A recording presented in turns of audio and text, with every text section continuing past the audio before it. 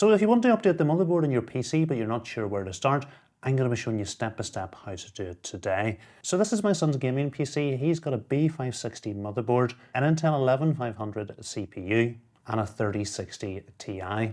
So in general, he is happy with the performance of his PC, hasn't asked me to upgrade it at all.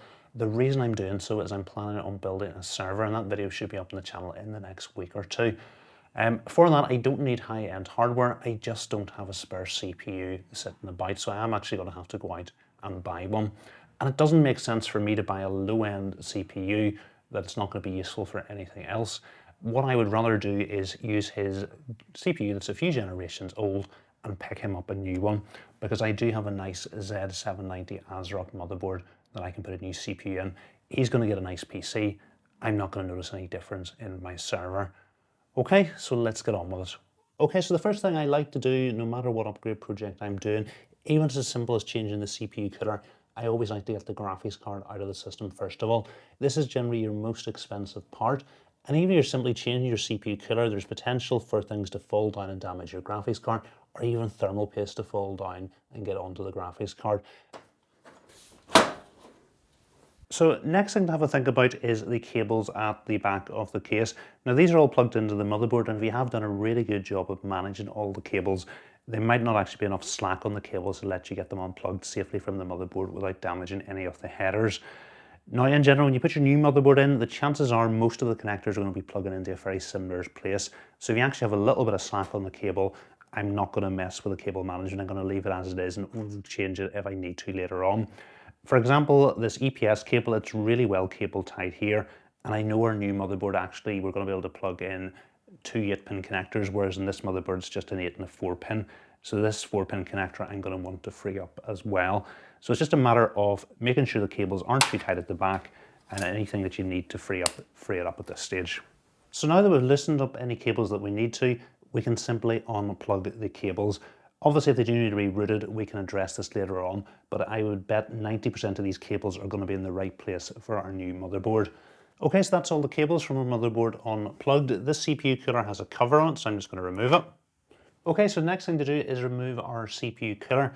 Now when we do this, there is potential for thermal paste to fall down, so I always like to have a little bit of gauze handy just to grab anything that might fall down and contaminate the motherboard or into the case. There's also the back of the CPU cooler is going to be absolutely covered in thermal paste when we take it down. So we take a look down at the bottom of this case, you'll see there is a little bit of a scratch on it, and this has come from a CPU cooler that was being installed just falling down and scratching the bottom of the case. So at this stage, I've said our CPU cooler is going to be absolutely covered in thermal paste. We don't want to scratch the bottom of the case. So what I'm going to do is just pop a little bit of paper down at the bottom, so it's going to prevent the case getting any further damage. And then it's just the opposite of putting the CPU cooler on. You're just going to loosen each of the nuts up in turn. So when taking them off, I would take the bottom ones off completely first of all, because the cooler is still going to hold in place. If you take the top ones off, there's more potential for it to fall down. So now the bottom ones are off, I'm just going to apply a wee bit of pressure to the cooler while we get the top nuts off. Okay, so that's our CPU cooler free. We can now lift it away carefully. And we can see not a great spread of the thermal paste that was on it. Quite often you're taking this off and the whole of the socket is potentially contaminated if you put too much on. So probably a little bit too little on the CPU. So I'm just going to take the gauze and wipe the thermal paste away. And then same thing on the back of the CPU cooler. Just prevents it getting on anything in your case. And then I'm just going to repeat that with an alcohol swab. And again, we'll clean the cold plate on the CPU cooler. Okay, that's our motherboard free of everything. We can now remove the screws to get the motherboard out of the case. So I take the motherboard out with the case upright to get better shots for the YouTube videos. You will find this much easier just lying the case down its back. Okay, so just one screw left. I'm now going to apply a wee bit of pressure to the motherboard. This case has actually a standoff that goes through the middle hole, so it is going to help hold it in place. Okay, so we can now slide our motherboard out of the case. Okay, next thing to do is strip your old motherboard down. Again, you may want to be moving some of the components to your new motherboard. Importantly, make sure they're compatible, or you may be taking them out to use for another project or selling them. But either way, you're going to want to strip the motherboard down and pop it back into its box. So the first thing I'm noticing is we've got a back plate here. There's a little spacer on each corner we just need to pull off. And then we should simply be able to lift the motherboard up to get our back plate. Okay, next we've got our RAM, so we can open the clips and all the slots. And then we can remove the modules. Okay, so this brings us on to our CPU. So we can push the lever down, bring it all the way up, and open the socket cover up. I'm then going to lift the CPU out of the socket, and I've kept the little plastic box it came in, so I'll pop it into that. It would just be important to check there's no thermal paste around the socket. I did get such a bad spread of thermal paste, there's nothing actually on it, and our socket is actually lovely and clean, because if you were to close this back down with thermal paste on it, some of it could get into the pins. So we can just go ahead and close our lever back down again. And then you're going to want to put your socket cover back on to protect the socket. So you can see our CPU is completely clean. There's no additional thermal paste left on it. That first clean has got everything off. If there was some that had got over the edge and around the sides, I would just give this an additional clean now with an alcohol wipe. Okay, and then there's just our M.2 drives from memory. I think my son has 2 drives, one behind each of these heat sinks. Okay, so for this bottom drive, it looks like the heatsink actually held it in place, the same screw, so it can just be pulled out. We've got a separate screw secure in our top drive, so we'll go ahead and remove it. So if you did decide you're going to put this screw back in the motherboard box, good luck finding it when you need it. I think the best thing to do is just put it back into the standoff here, so we can find it when we need to put a new drive in. And then we can return the heatsinks. Then we can put our motherboard into its anti-static bag and get it back into the box. So this is our new motherboard. Although it is also an Intel motherboard, it's a much more modern motherboard. It's a Z790 motherboard, and it uses an LGA 1700 socket, whereas our old motherboard uses an LGA 1200 socket. So importantly, the mounting holes are going to be different, and the CPUs aren't going to be compatible, so we are going to have to use a new CPU. The other thing is the RAM sockets are different. These are DDR5 sockets, whereas the old motherboard used DDR4, so we're not going to be able to use our old RAM either. One thing to be careful with the mounting for your CPU cooler is check that your old CPU cooler is actually compatible with your new motherboard. If you got an older CPU cooler with the original motherboard, the chances are you're not going to have an LGA 1700 bracket in the box with it, and you may have to request an additional one from the manufacturer or pick one up online before you're going to be able to use it on your new motherboard. And this motherboard has plenty of M.2 sockets, so we're not going to have any problem putting our original M.2 drives into the motherboard. Okay, so we're going to make a start by installing our new CPU. I'll pick my son up an Intel i5-14500. So we're going to need to open the socket cover, so we'll push the lever down and out and bring it all the way to the top of the motherboard, and then we can open our socket cover up. We're going to hold our CPU by the edges and lower it down into the socket. Give it a little wiggle from side to side, checking we're happy it's perfectly aligned, and then we can go ahead and close the socket cover. Now with the Intel boards, I find it much easier to get the black bit of plastic to pop off now by pushing down. And again, pop this into our motherboard box so we'll have it for future use. And then it's just a matter of closing our lever down to secure our CPU in the socket. Okay, next thing to do is install the M.2 SSDs, so we'll remove the heatsink. So you can see how handy this is. I'm not going to have to search the box for the M.2 SSD screw, I've just left it in the standoff. So we can drop his OS drive into place, flatten it down, and secure it with a screw. Again, because I've used this motherboard before, I don't have any plastic protection here to remove. And then we can take our bottom heatsink off. And again, with no plastic protection on the back, if you do, make sure you remove it. Okay, so because we only have 2 sticks, we're going to be installed in the 2nd and 4th slot along from the CPU. And that's the way it tends to be for most motherboards, but just check the manual. Then we can line our RAM up with a slot. Once we're happy it's all lined up, some firm pressure, and it's going to clip into place. And then same thing with the 2nd stick. So this brings us on to installing the bracket for our CPU cooler.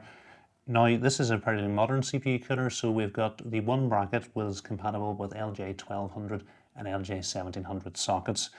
So to change this to LGA 1700, all we need to do is pull these pins to their outer setting. And then the bracket will simply slot through the holes in the motherboard. And then we need to use the spacers labelled 1700 from our CPU cooler box and pass one of these over each corner of the bracket. We can then set our motherboard back into the case and secure them with the same screws we just removed. Okay, next thing to do is get our cables plugged back in again. So you can see this cable was in the other way and the cables are managed at the back looking a little bit untidy.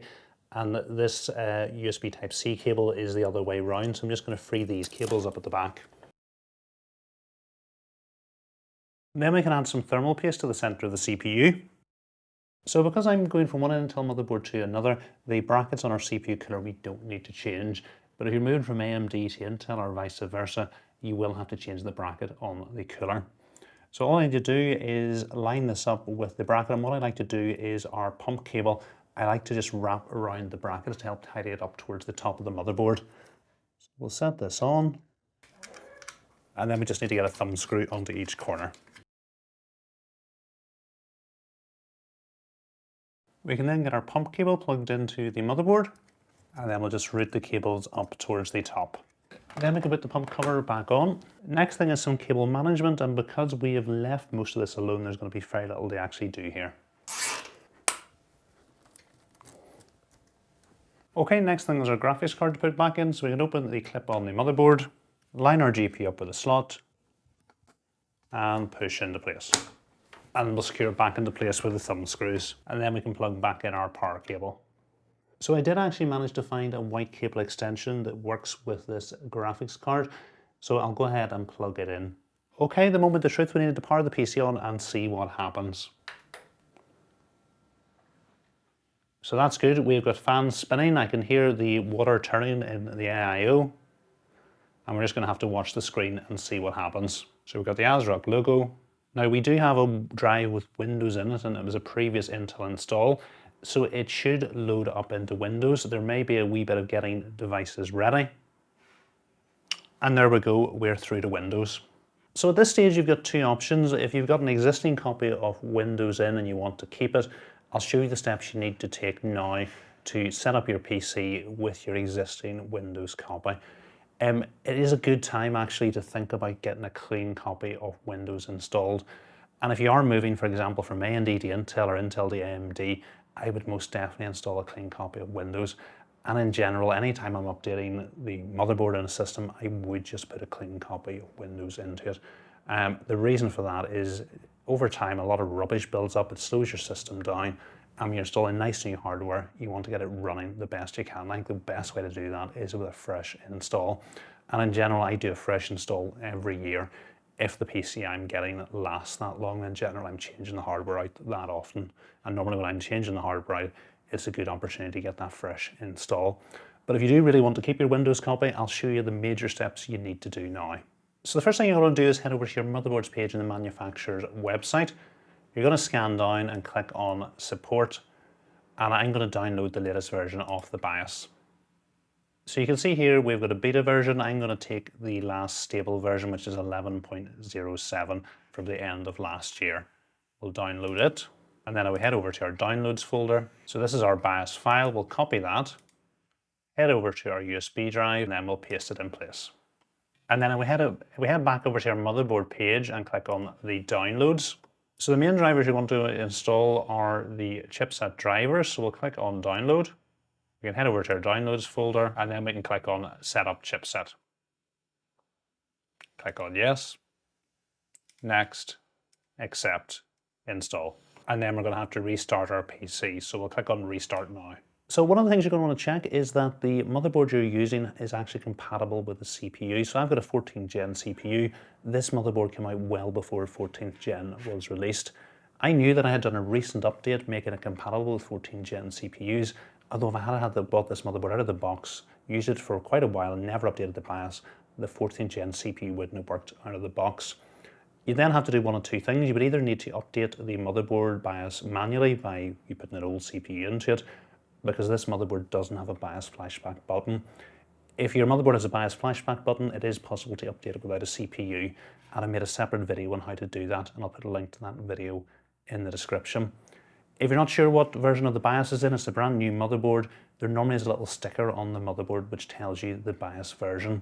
So I'm just going to enter the BIOS. I'm restarting our PC, and then I'm going to press the delete button to take us into our BIOS. Okay, so that's us in the BIOS. Before we change any of our BIOS settings, I like to update the BIOS as the first thing I do to the latest stable version. If we make changes to our settings and then update the BIOS, our settings may well be reset. So it's good to start with a BIOS update if you're going to do that. So to do that, we're going to click on the Instant Flash, and we're going to click on Yes. It's found our version, so it's 11.07, and we're currently on version 4.06. So we can click on Update and click on Yes. So the PC will reset itself, and then it will update the BIOS.